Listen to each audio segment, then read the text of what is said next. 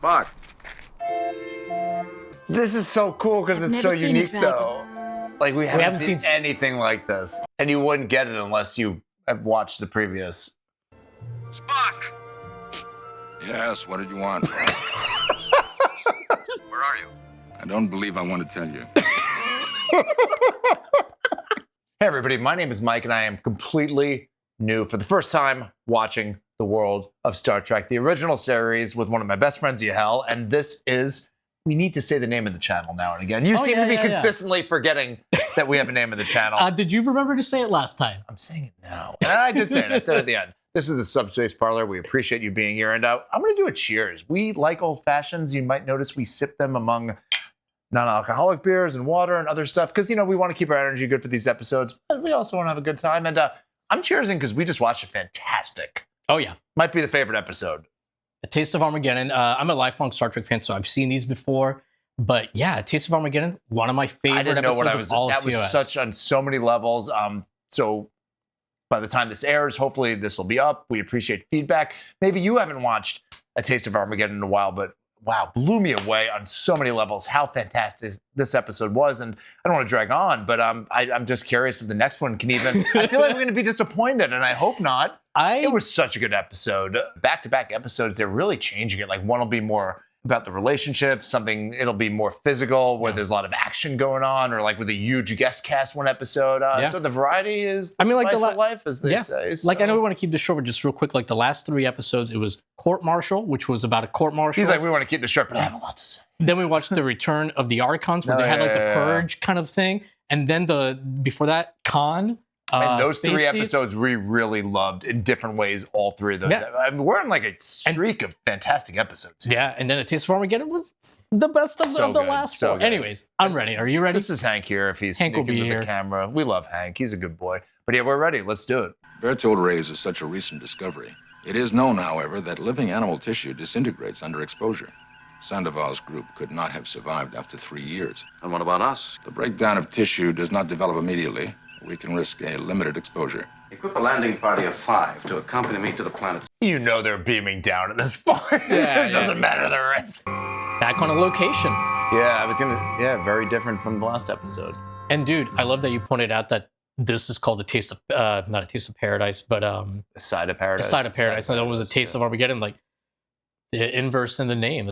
It took these people a year to make the trip from Earth. They came all that way and died. Hardly that. On cue. Welcome to Omicron's 83. He was just waiting for somebody to beam down. Just waiting to make a dramatic entrance. I'm Elias Sandoval. Oh, Sandoval, the guy they were asking about, saying that his group couldn't have made it. We haven't seen anyone outside our own group for 4 years since we left the Earth. it. We're happy to see you. Come, let me show you our settlement. I have a feeling this relationship might go sour. So. Kurt's already upset. The planet is being bombarded by Berthold rays. These people shouldn't be alive. Flesh was warm. He's alive. There's no doubt about that. Yeah, because they've been there for how long? 4 years, I thought they said. There's also no question on the fact that Berthold rays are incontrovertibly deadly. Doctor, you know that. I love how he said you know that. Get with it. Get with it. They're debating in a vacuum. Let's go get some answers. I like that a lot of times Kirk will just let them kind of argue amongst themselves, like he enjoys hearing it. I'm sure he does. Elias. Now, will this be another Kirk love interest? The last one on Taste of Armageddon wasn't. Wait a minute. It's Spock. This is Layla Kalomi, our botanist. Mr. Spock and I have met before. It's been a long time.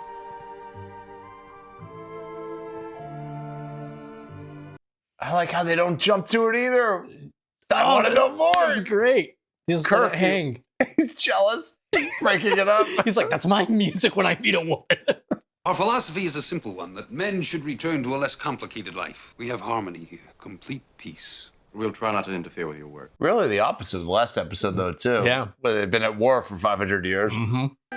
Oh, and they're letting you, like, wonder about this relationship. Yeah, they're letting it linger with these looks. Is this a crane shot? What exactly are we looking for anyway, sir? When it comes to farms, I wouldn't know what looked right or wrong if it were 2 feet from me. We haven't seen any animals. No horses, no pigs, not even a dog. Oh, this is ADR'd. I was going to say, yeah. Pretty, not well. Did you love him? It was important only to myself. Mr. Spock's feelings were never expressed to me. Would you like him to stay with us now? There is no choice, Elias. He will stay. A little creepy. Yeah. I mean, I think it was meant to be. I've examined 9 men so far, and they're all in perfect condition. Textbook responses. Heart, lungs, excellent. Reflexes, excellent. Bones upset about this. Spock here, Captain. There seems to be a total absence of life on the planet, with the exception of the colonists themselves and various types of flora. Any explanations? Not at the moment, sir. Man, who directed this? Why do you say that right here? Just a really nice shot, like to show you how big and beautiful it is. It was a nice pan. Yeah, we just don't see it often on the show. This soil will grow anything we plant in it. It's a perfect world. It gives us all we need. Well, I have work to attend to myself, Captain. It is freaky how he's saying this. It reminded me like some utopia of, I don't know. Of like a fake kind. utopia? Yeah. Yeah. Well, sir, for an agricultural colony, they actually have very little acreage planted. It's like a jigsaw puzzle, all one color. No keys where the pieces fit in. Sandoval's medical record 4 years ago when the expedition left Earth. No major operations, but there was an appendectomy. This almost feels like an X-Files episode or something. Like Watch You're All Dead or something. But I examined that man not more than 2 hours ago, and you know what his readings were? It did not record the scar tissue on Sandoval's lung. It did record a healthy appendix where one was supposedly removed. That's a creepy shot. Yeah, like a It's so stalker. funny. We talked about this a few episodes ago. Remind me which. It was the one I think was on the Western Ranch. This is like combining genres, though. Yes. Like this is like a horror shot, in my opinion. And everything is kind of creepy. It's creepy, yeah. There was always a place in here where no one could come. There was only a face you allow people to see. I would like to know how your people have managed to survive here. He's back to business. Will you try to understand how we feel about our life here, about each other? Emotions are alien to me. Someone else might believe that, but not me. Spock wouldn't normally put up with so much of this. A woman on the Enterprise approached him like this or had feelings for him, he would have shut it down completely. I know, yeah. Well, he probably had feelings, but never they have a said, history but never of some said sort. them. Yeah. I've received orders from Starfleet Command to evacuate all personnel from this colony. No. We're in no danger here. Explained the Bertol rays to you and their effect. Your own instruments have shown that we're all in perfect health. Yeah. What about your animals? We're vegetarians. We will not leave. I like this guy because you kind of don't know what kind of game he's playing. I was one of the first to find them, the spores. Spores?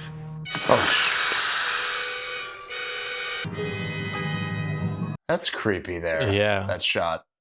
Now you belong to all of us. There's no need to hide your inner face any longer. We understand. Oh, if he kisses her. I love you. Weren't expecting this, were you? No. Earlier, Sulu, when he was like talking about how like he wouldn't know something weird on a farm if it was 2 feet away from him, one of those plants was right next to him. When it comes to farms, I wouldn't know what looked right or wrong if it were 2 feet from me. Literally 2 feet away from him. Where's Mr. Spock and Mr. DeSalle? We haven't seen them since we began our check. Spock? Spock. Spock. Did she bring a change of clothes? Fine. This is so cool because I've it's so never seen a unique, dragon. though. Like, we haven't seen seen- anything like this. And you wouldn't get it unless you have watched the previous. He's not even acknowledging the communicator. Spock! Yes, what did you want? Where are you? I don't believe I want to tell you. It's like, does she have any friends? Report back to me at the settlement in 10 minutes. I don't think so, sir. Report to me immediately. Spock? Spock's got somewhere else to report. That didn't sound at all like Spock. I thought you said you might like him if he mellowed a little. I didn't say that. You said that. I love that playful banter, though.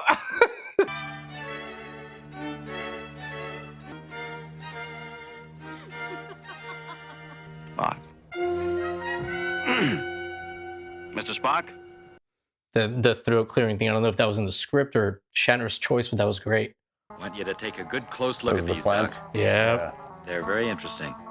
You were told to report to me at once. I didn't want to, Jim. I love how he's speechless. Yeah. There'll be no evacuation, Jim. Perhaps we should go back and get you straightened out. Mr. Sulu, Mr. Spock is under arrest and he's in your custody until we get back to the Enterprise. Sulu's like, why me? Have you seen what this man can do through walls? This is one of the times I haven't minded the whimsical. No, it's different. Yeah, it's playing very well. It's a bit like an Alice and Kirk too. Oh no. You know, Sulu's very susceptible to this. In The Naked Now, we saw it. He's very susceptible. Of course we can't remove the colony. It'd be wrong. I don't know what these plans are, but you're all going back to the settlement with me, and those colonists are going aboard the ship. How does it not affect Kirk? I can see the captain is going to be difficult. Maybe he needs to hire TOS.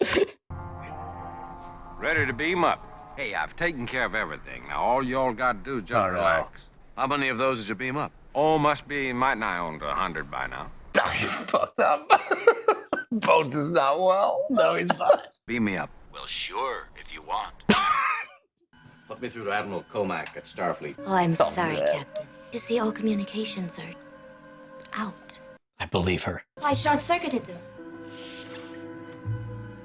It's really for the best, Captain.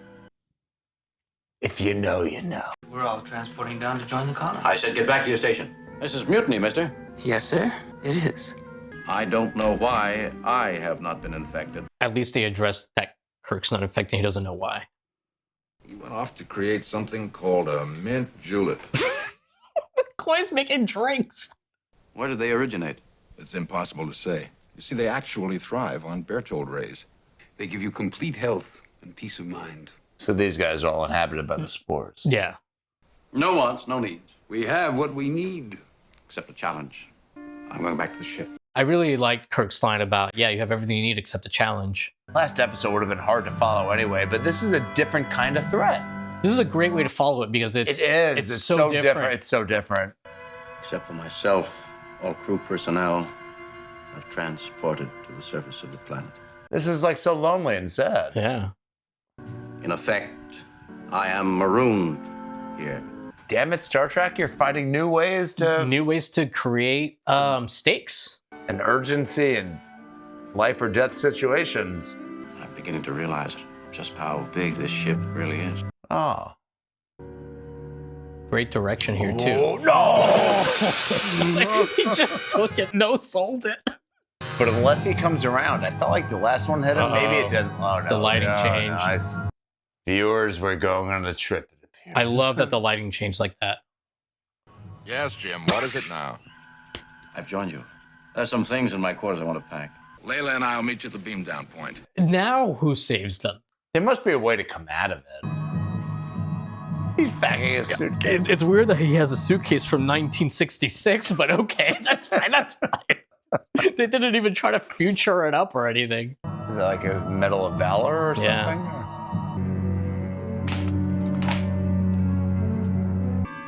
No. I can leave. His internal will is just so powerful it can overcome any chemical. To carry out my plan entails considerable risk. Mr. Spock is much stronger than the ordinary human being. Aroused, his great physical strength could kill. Maybe that girl should watch out. I think he's aroused. Spock here. I've been packing some things, and I realize there's some equipment here that we should have down at the settlement. I think you and I can handle it. Why don't you beam up now? Kirk was the angriest about the whole situation. Yeah. So that's why it didn't maybe affect him at first. And Ready to beam up, Jim. Trying to club him to that. Trying to get something. Well, he wants to incite his anger. Want to break because by inciting his anger, Yeah. he's going to break. Oh yeah. Your father was a computer, like his son. An ambassador from a planet of traitors. Please don't. You're a traitor from a race of traitors. Second time we hear about Spock's parents too. You're in trouble He now. broke the Kirk. bar. Just knocking over. Cut to commercial. Hey, great way to go to commercial. Had enough? It isn't every first officer who gets to belt his captain several times. You did that to me deliberately. Man, Spock's genuinely hurt. I had to make you angry enough to shake off their influence. I trying to initiate a brawl with over 500 crewmen and colonists is hardly logical. Yeah, well, it's great because even though they figured it out, there's still this huge problem. Subsonic transmitter, something we can hook into the communication station and broadcast over the communicator. We just do this like over the loudspeaker. He's ready to move in. It's a little early to be counting stars, Miss Layla. You are all right, aren't you? Yes, I'm quite well. Can I come aboard? It'll take a few moments. Just wait there. I'll be back shortly, Captain. It's interesting that Spock's still obviously shaken up. And it's like, is he shaken up by the situation with the girl? I think everything. Or with Kirk, how Kirk upset him by bringing that stuff up? It's kind of building off the last episode, though, where we're seeing the human side of Spock kind of be a little more predominant than the Vulcan side at times. Yeah. Come back to the planet with me. You can belong again. I can't lose you now, Mr. Spock. I can't. I have a responsibility to this ship, that man on the bridge. Wow. I've lost all of it. The spores. I've lost them too. Oh, because he just broke her heart. Yeah, wow. That's kind of cool. Now it should begin to work on their nerves in a few minutes. You're clumsy. If you hadn't gotten in my way. Don't make me grab my sword. My shovel.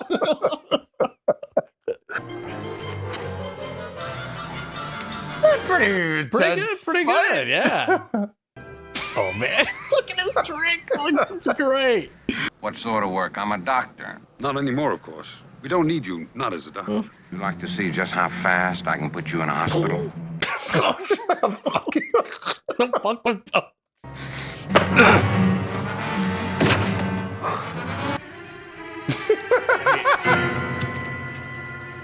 They're all beginning to call in, Captain. He's like, I knew that. He's like, I knew that would work. Start making preparations, Mr. Sandoval. We'll begin transporting your people aboard as soon as more of our crew checks in. As soon as more of our crew gets into fights. Can you get Sulu off the ground? Beat him up. Everyone's back, but Sulu did kill 12 men. We haven't heard much from you about Omicron Ceti 3, Mr. Spock. I have little to say about it, Captain, except that for the first time in my life, I was happy. Damn. Hey, so we just finished watching A Taste of Armageddon. Mike? No, we didn't. We watched The Side of Paradise. Sorry, it's on the screen. You're keeping that there. Perhaps do you have a spore in front of you? Have you been infected? I'll let you take the floor. So we just finished watching This Side of Paradise. All right, let's get our star ratings out of the way. This is an episode with the last 10 minutes bumped it up. I'd say 3.75. Going into this, I would have thought 3.25, but now Did you remember the whole premise? To ask. I remembered most of it. Or I knew the direction it goes. I knew that Kirk was able to like kind of brush off the spores because he gets so angry about his ship being taken away from him because that's Kirk's number one love, which has been established over and over again. It happens quickly that because of that, he's able to come at him. And when he sees like the medals. Which I didn't even think, I was wondering how Kirk, I'm like, maybe that first time he wasn't as directly hit. And he was already angry. He was super angry at the time. Yeah, wow. And when the plant hits him the second time, he's on the bridge and he's more sad. I'm going to go with 4 stars. I could lean in that direction. The more we talk about it and the more this is, a big Spock episode. We learn a lot about him. 2 in a row of him. Yeah. Well, Taste of Armageddon, he did do some stuff. Yeah. He did that thing through the wall too, Taste of Armageddon. But yeah, I mean, did you think we'd meet like a previous quasi-love interest for Spock? No, that definitely threw me off. I wouldn't have guessed in the slightest. I'm like, this was definitely more character-based. And honestly, Mike, a lot of episodes, because you've mentioned in several episodes where like you didn't feel like there was a clear-cut bad guy. And sometimes there were episodes where that's, to me, is a valid criticism where there needed to be a clear-cut bad guy and there wasn't. But a lot of Star Trek isn't about the bad guy, which is something I've said before. It's a lot of stuff like this. And now that we know these characters better, I think these episodes kind of like fair play a little better too. But yeah, it's a lot of this kind of stuff. I think this is definitely also another episode of food for thought where if you were going to argue, and I forget which character said it, like when they realized what was going on, it's like, is it the line of when Kirk said, yeah, you have everything here except the challenge? And Kirk actually in that last monologue kind of reiterated the thought you just said. He's like, I'm trying to remember verbatim. He was talking about how like maybe we're not meant for paradise. We're supposed to fight our way through it. You know, if anything was handed to you, you wouldn't appreciate it. It wouldn't It's be worth ultimately- it. It's I think that's why insane. any athlete, pick a genre. Anybody actor that has success at anything, ultimately, it's the struggles and the failure and the rejection. It's the journey that makes it worth it. Yeah. You know, which I mean, I think Kirk said that in a multitude of ways at the end there. Yeah, I think so too. That's definitely one of the themes of it. And I did want to say too, I really liked the scene where I think Leah was Spock's love interest name, where she loses the spores because he breaks her heart. See, I wonder even at the end there, what's going to happen to her? A fun episode, and it gives was you really more, good, very gives solid. you more to think about than you Very might realize solid. on the surface. Even in the discussion, we're picking up on things that maybe I agree. This might be, you know, like some movies. The more you watch them, the more you The more take you from notice, it, the more you pick up. Yeah, more enjoyable than I expected. I like that episode. Okay, so we're going to read some of your comments for This Side of Paradise. Again, be on the lookout for a YouTube community post if you're interested in leaving your comments. Make sure there's no spoilers and keep them succinct so that it has a better chance of being read. This comment comes from Ignoble Savage 1. The Kirk-Spock fight is good fun, and I love how Kirk is the only crew member strong enough to resist the spores. Well, of course. More God than man. It's a plot point that Kirk's not affected by the spores when they whatever, but I do think I don't know. It's just so Kirk because up to that point they have built up that he loves the ship more than anything. And they have. You know, everyone else seems to be finding things they love, and he already has what he loves. Yeah, and the fact that, you know, it's funny, they reference that a lot in the second half of this season, Kirk's love for the Enterprise and how it's more important than anything. And I don't know, you could view that in a few, is it too one-sided? Is it too narcissistic? But at the same time, I'm sure it's human. It's everybody in their life might have something they love a little bit more than they should. So it's relatable. And I like that. I love it. This comment comes from Bert Harris, 7696. Starting with this episode, DC Fontana really carved out her niche as the writer for the Spock character. And a little behind the scenes, we've already recorded up through episode 15, I believe, of season 2 of TOS. Yeah. So we've gotten to see DC Fontana write some more Spock stuff since this. And there's been some very Spock-heavy episodes in the second season. And just DC Fontana in general, there were like a couple episodes in a row that she did. I believe she did Journey to Babel. And I love that episode. Yeah, and then she did like the one after. She's done several that we've watched, and for the most part, we're like really impressed. Yeah, which also I think I asked you privately, and when I say just privately, I mean not on camera in this, but like how many I whispered. I said, it's Kirkwood's in the log. I seductively and discreetly whispered. No. I just referenced because Kirk said beating and sobbing. That's in a not, captain's nothing log. like seductive whispering. No, but he's putting He is putting things maybe he shouldn't in these logs. Exactly. All right. My point is, though, great comment, and just how many women writers were kind of. Oh, we like, talked about that Hollywood. a little bit in one of the season 2 episodes. And I forget and that's why I forget if it was on camera or off camera. Well, but I said, how many female writers were there in Hollywood at this time? Well, part of the reason why she goes by DC Fontana As a pseudonym, I mean, yeah, and not Dorothy Yes. Fontana is so that people wouldn't know that it was a woman because it was frowned upon. I mean, obviously, you know, everybody working there, everybody at Paramount knows it's a woman, but was it frowned upon or just not the norm? Not accepted, and just, I mean, all of the above. Not accepted, not the norm, frowned upon. Yeah. You know, and we're lucky that she was a writer for Star Trek. She was great. No, fantastic. This message comes from Dep1701. As a child, I never really cared for this episode. After coming of age and coming out as a young gay teen, I began to appreciate the emotional depth of the story a lot more. In my early 20s, after having my heart broken by my first true love, I could truly empathize with Layla's desperation. Layla was the woman that was in love with Spock. Yeah. I also admired the tenderness shown to her by Spock, as he gently but firmly had to reject her. Now, as an older, far more experienced, you say? Far more experienced man, I can't watch that scene. I'd love to hear more about that. That is another comment. Sorry. We want to learn more about it. I have a comment on your comment. Now, as an older, far more experienced man, I can't watch that scene in the transporter room without either welling up with tears or outright sobbing. Of course, it might also depend on whether I've had a drink or two before watching as to how low my defenses are. I get it. I get it. Things happen. And that last line, for the first time in my life, I was happy. Oh, yeah, at the very end of the episode, when Spock says, for the first time I was happy. How can you watch that without feeling a pang of sadness for Spock? Great comment, and thank you for sharing something so seriously, personal. that's a fantastic comment. Thank you so much. It's a lot to share stuff personal, and that just... The thing with Spock that he mentions with Spock letting her down at the end, that actually made me like... I can't remember if I fully teared up, but I know I was fighting it.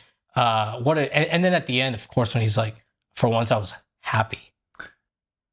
Sorry, Spock, but I mean, I'm going to say these are human emotions that we all go through for better or worse. And he doesn't want to hear it, but you're right. Not trying to joke here, but I mean, who cannot relate to a comment like this? So for sharing it, seriously, thank you so much. All right, well, that's all the comments we have for This Side of Paradise. Again, keep an eye out for those YouTube community posts if you want to leave yours.